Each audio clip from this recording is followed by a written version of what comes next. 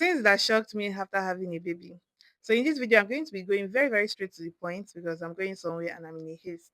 So number one is that babies can affect the love between husband and wife. In case you see me looking down here, I have a book where I wrote down everything so that I'm not going to miss any points. Now, why did I say babies can affect love between husband and wife?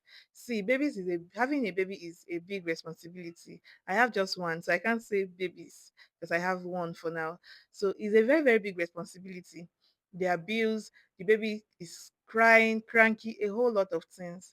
And if we're not careful, it can affect the love. Oh. It can make the woman start resenting the man, or the man start resenting the woman. Because if, for instance, the baby is crying so much, like from morning to evening, maybe colic or something, and the baby is crying, and then the man now comes to play love at that point in time or try to touch her bum bum or do something, the woman might get irritated. And if she snap by that kind of, you know, thoughtfulness from her husband, the husband might now get offended and be like, I see someone I'm trying to play with, and both parties will get angry. I'm just giving an example. Now, this number one will lead me to number two, which is you will know your husband character more. Yes, having a baby will help you know the kind of person your husband is. Now, let me give an example here. If before having a baby or before getting pregnant, in your mind you're like, my husband is the best person ever, he's the best partner ever, he's the sweetest husband. You should know that there's difference between a good husband and a good father. So if women, if you are looking for a partner, not just look at a good husband, check, is he a good father as well? Because let me just give you this instance. If a husband and wife are party poppers, like going to party every week, all those things, and then to the woman she'll say, oh, I have the best husband ever, he allows me go for parties, we go to club together every weekend, we're outside. And after having a baby, it reduces at least that first few months. It's not that way. And now some men might not be that considerate and leave their wife at home with the baby to go and have their own fun. That way now the woman can start getting offended or start feeling like, wow, this man doesn't love me enough. He could not even wait till our baby is more grown so that we can continue going out together. And I'm not saying that is my case, that is an example. But if I'm going to do it based on something that I can relate to, is there are some things I would expect my husband to do even without telling him. In my head, I'm like, this is what you are meant to do as a father. Like, you should know these things. But my husband might not know. And then he will not do those things, and I'll start getting angry. That is where communication comes in place. You have to be able to communicate certain things, communicate what you want and what you don't want, what you like and what you don't like. These things, let me be very honest with you, it affected me a little bit when I newly had a baby. I was expecting so much, forgetting that he's also a father for the first time, as I am a mother for a first time too. Now let's go to number three. Number three is I did not know how difficult taking care of a baby is. Hey, Uwamo, Uwanke ma chokakwa. Please pardon me. Taking care of a baby is so difficult. I don't know. Before I had a baby, like my own baby, I love babies. In fact, if I go anywhere and I see someone's child or one of my relatives just give birth like this, I want to carry that baby. I want to feed the baby. I just want to be all around that baby. In fact, I said I wanted plenty children, just because of I love babies so much. Until I had my own. See, carrying a baby is sweet, though. Until it's your baby, that is when you know that it can be very, very exhausting and tiring. From birth, learning to bath the baby yourself as a first time mom, what again, a whole lot of things. Is it the colic stage? It's so stressful. Or trying to take care of the baby, making sure the baby's skin is looking good, making sure the baby's hair is good, making sure the baby's health is good, making sure that when the baby is crawling, the baby does not pick something harmful on the floor and put in their mouth. Guy, is a lot of responsibility. So if you know you're not ready to be responsible, don't be a parent, whether mom or father, whether mother or father. Don't be a parent, please. It is a whole lot of responsibility. But that doesn't mean you should not live your life. Me, I am ambassador of enjoyment. I love enjoyment, but there's a balance. When it's time for my baby, I give her my all. But if you know you are not ready to give your 100, don't be a mother. Don't give any child 50. It's not fair. Now, so our next point is babies are expensive. Oh, okay.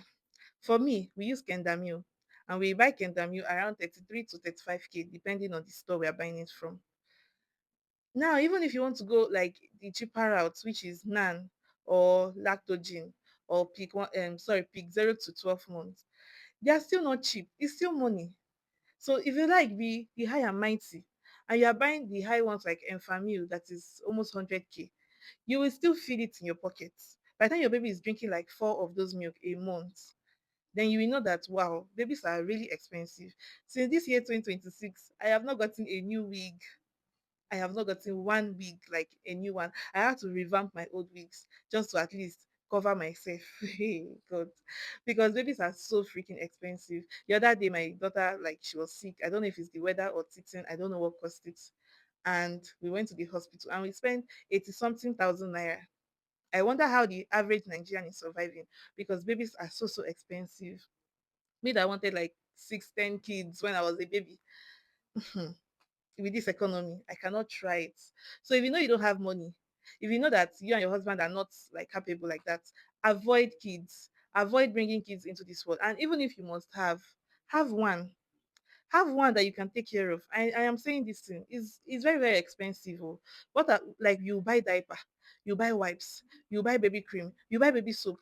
You have to buy all these things because the pikin no send you. The baby did not send you message to give birth to them. So you have to make sure you take care of that child very, very well. And babies are very, very, very expensive. The other day I got Sebamed lotion. The small one of 200 ml. We got it for 13,000 something in MedPlus. It's not cheap, so think twice before you give birth. The next one is this one, it relates to me. I don't know why I thought that it would be so easy to get my body back after having a baby. The first 2 months, it was easier for me to lose some weight off. But now, to lose 1 kg, I'm going in and out of fasting. I'll do fasting 3 days and I'll sleep back. And I'm not sleeping back because I wish to. But sometimes when my head will be full, and the only way I can relieve that stress is by eating or drinking. There was a time I was obsessed with drinking best cream. If you know that drink, it's an alcohol. Like in a week, I can finish like 3 to 4 bottles. Yeah. And I'm not saying it because I'm proud of it. In fact, now I have stopped. I tried to go sober this month of June and not drink any bottle of best because of my weight and for my health and my baby as well because I'm still breastfeeding. But please, before you come for me in the comments, anytime I take it, I don't breastfeed my baby. So keep your judgment, okay? I know how I do it. So I was not harming my baby in any way or form. So getting my body back has not been easy. It's just now that my skin is looking better. Look at my skin. But if you see me while I was pregnant, oh my god, the hyperpigmentation was insane. And my skin is this good. It's a lot of work. Oh. What I put into my system, my diet, my skincare is not cheap. It's even now that I've reduced the number of products I use because I'm not really a fan of too many products. But skincare is not cheap. Taking care of myself is not easy. See, if you don't have help, you see all those people that say, don't allow motherhood unbody you. If you are not careful, and if you don't have help, if you don't have money, it will unbody you like mad because it unbody me. Oh. Forget that I'm putting on a wig now. Now packaging. Because if not for this wig I had from 2024, I got this. That's why I buy good wig oh, because now this wig they cover my shame with few other wigs I have. It's packaging. If you don't have money, motherhood will unbody you. Like you will just turn to another thing. So I thought I would get my body back. Like, hmm, it has not been easy, but I thank God it's going small, small. Now to the next part. This is the second to the last one, number 6, which is okay. No, this is number 7, right? Is this number 6 or 7? Okay, number 6. Postpartum can affect your sex life. Hey, see, if anybody that know me, okay, nobody know me, only my husband. But it's not the same. Even though I tried to tell my husband that it's not the same, he'll be like, it's still the same, blah blah blah blah blah. Now I talked about how my intimacy in another video. You can go and watch that video if you want to know more. It's good. I'm not saying it's bad. It's very, very good. But the urge is not the way it used to be. Like my libido is not the way it used to be before pregnancy. Like before pregnancy, my husband just touched me, bam, you know now. It was so quick and easy then. And another thing, there's a lot of responsibility now. Like, is it when there's bills to pay, or when the baby is sick, or when the baby is crying? Although thank God I don't have a sick baby like that. We've only experienced that once since I gave birth to her. and she'll be 8 months old tomorrow. Yeah, we've only experienced that once, but the responsibility alone, both of me and my husband, sometimes at night we just want to sleep. For real, we just want to sleep. We don't want to do anything, but we still try to be intentional about that. But any day we do it, it's always hot and interesting. Yeah, it's always hot and interesting, but it's not as regular as it used to be. I know I'm sharing too much, but whatever. It's not as regular as it used to be. So I'm being very, very honest with you guys now. I hope it gets better. But at the same time, we are just trying to survive. And I'm not complaining. He's not complaining as well. So yeah. Now the last and the final point today is how I care less about other people. You see, becoming a mother, it made me become more selfish. I'm selfless to my child and yeah. But to other people, I have to take myself and my child and my husband, like my family first before any other person. Like before, I used to carry friendship on my head. I have very few friends, but my circle, I can count my circle with one hand like this. Very, very few. But I'm the kind of person that I can carry my friend's problem on my head. Then when my friend is going through something, I'll be thinking about it on their behalf. That was the kind of person I was, not now. But now, not like I don't care about my friends. I do care about my friends, but I care less. Yeah, I don't carry their problem on my head. When they have problems, I help them the best way I can. But I'm not going to overdo. I'm not going to cross the line. I'm not going to carry that problem to my room and think about it. I'm not going to do that. I'll just care for them, advise them. If it is needed, I will. If it's not needed, I keep it to myself. So it made me careless about even external people. Before I, oh my God, if you know me, ah, Jesus. In fact, the other day I saw a woman that is begging on the road, and she has two. They're not toddlers. I think one is maybe a toddler. The other one is like 5 years old. The 5 years old child is a girl. The toddler should be around 3 or 4. Is a boy. And this woman had a newborn baby. Like this baby will not be more than 1 week or 2 weeks. Very fresh newborn baby with her on the road begging. And I'm like, wait, hold up. You don't have money to train the two that you have born before, and you gave birth to another baby to suffer that child. Like, are you for real? To be honest, I did not pity her. I'm a mother, yes. She that day she tried to like guilt trip me by saying, "Oh, you're a mother too." I did not pity her because nobody is pitying me. Me and my husband we are carrying our cross by ourselves. So why should I pity somebody that has two, a boy and a girl, and who knows whether she has more than that two, and she still had the audacity to give birth to another baby, to suffer that baby, and push all of them to the streets to beg. I know I might sound insensitive right now, but let's keep